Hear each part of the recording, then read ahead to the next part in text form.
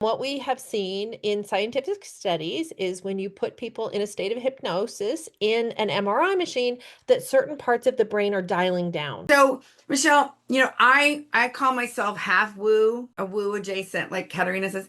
Like I love the woo. I have healed many, many, many things, but I'm also very practical.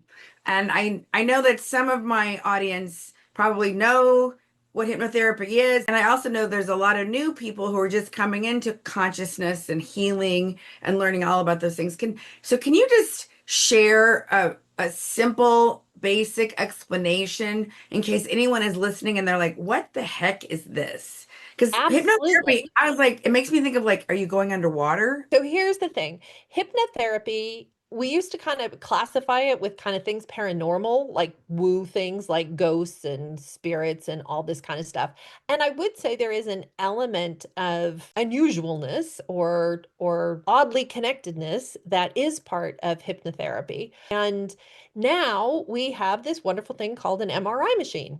And what we have seen in scientific studies is when you put people in a state of hypnosis in an MRI machine, that certain parts of the brain are dialing down. And it's kind of like you're getting out of your own way.